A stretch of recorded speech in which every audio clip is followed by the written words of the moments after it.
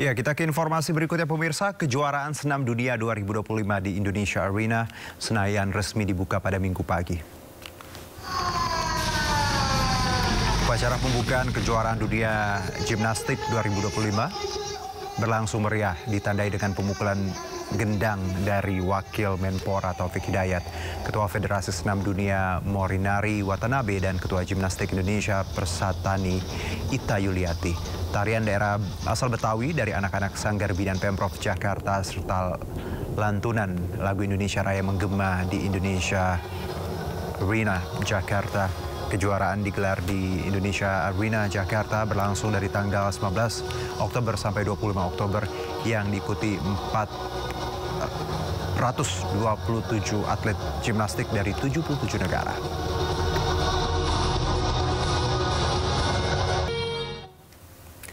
Langsung kita terhubung dengan rekan Kevin Pakan di Indonesia Arena, kawasan Gelora Bung Karno, Jakarta. Kevin, bagaimana jalannya hari pertama ini? Silakan.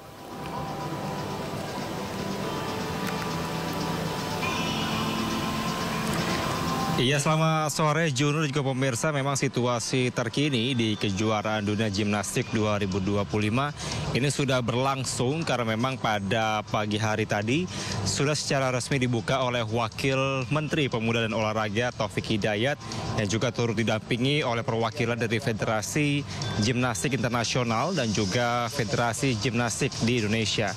Dan saya akan menunjukkan kepada Anda dan juga pemirsa, Juno dan pemirsa, bagaimana situasi terkini tepatnya di Indonesia Arena Jakarta, di Gelora Bung Karno Jakarta. Terpantau pada saat ini sejumlah atlet masih atau terus melakukan adanya babak kualifikasi karena memang berdasarkan jadwal yang berhasil kami dapatkan, di mana memang selama 3 hari ke depan ini merupakan babak kualifikasi dari atlet-atlet yang turut ambil bagian di dalam Kejuaraan Gimnastik Internasional 2025 ini. Kalau dilihat ada sejumlah pertandingan atau kategori begitu Juno dan pemirsa yang dipertandingkan di Gimnastik 2025, diantaranya untuk kelas putra ini ada 6 kelas, yaitu untuk kategori lantai, kemudian kategori kuda pelana,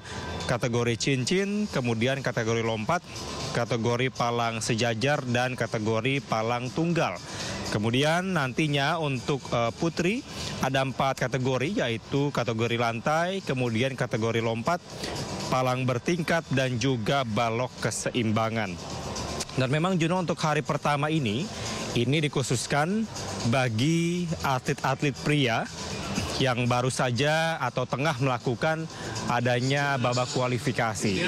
Tadi kami melihat, Juno, memang situasi dan juga antusias dari para pendukung tiap negara ini juga cukup tinggi karena kami melihat dari sejumlah negara, total ada 77 negara yang ikut serta di dalam Kejuaraan Gimnastik Internasional ini, diantaranya dari Amerika Serikat, kemudian dari Norwegia, dari Mesir, kemudian dari Vietnam, dan negara-negara lainnya ini turut serta dengan total ada 427 atlet yang turut serta dalam ajang Kejuaraan Gimnastik Internasional 2025. Dan memang untuk hari ini, Juno dan pemirsa, untuk atlet Indonesia ini belum ada jadwal babak kualifikasi yang diadakan, karena tadi kami juga bertanya kapan kira-kira untuk atlet Indonesia ini turut bertanding.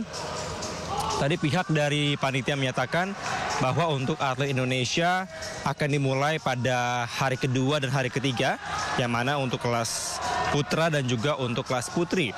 Dan kami pun juga sempat mengkonfirmasi bahwa dipastikan bahwa atlet-atlet yang mewakili Indonesia ada 8 atlet, di mana 5 diantaranya merupakan putri, kemudian 3 lainnya dari kelas, maksud kami 5 diantaranya putra dan 3 lainnya dari kelas putri.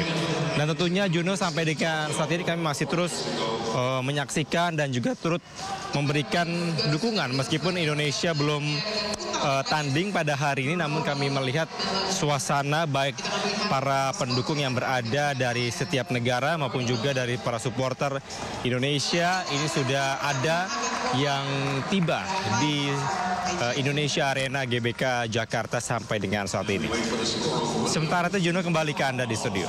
Baik, Kevin, terima kasih. Ini berlangsung 1 pekan ke depannya. Jadi untuk penggemar gimnastik, senam seperti itu bisa langsung nonton ke Indonesia Arena. Terima kasih Kevin, selamat bertugas kembali. Gelombang aksi solidaritas masyarakat Indonesia untuk Palestina kembali berlangsung. Ratusan warga turun ke jalan menggelar aksi di depan kantor perwakilan Perserikatan Bangsa-Bangsa Jakarta Pusat. Massa yang tergabung dalam Komite Solidaritas Palestina dan Yaman dan individu yang peduli nasib warga Palestina mengikuti aksi unjuk rasa untuk menuntut kebebasan bangsa Palestina. Dengan membawa beragam atribut seperti spanduk dan bendera, massa menyerukan kemerdekaan Palestina dan menentang genosida yang dilakukan Israel. Perwakilan massa menyampaikan pesan kemanusiaan dalam orasi di atas panggung yang tersedia. Aksi ini mengajak semua pihak tidak henti menyuarakan hak-hak warga Palestina.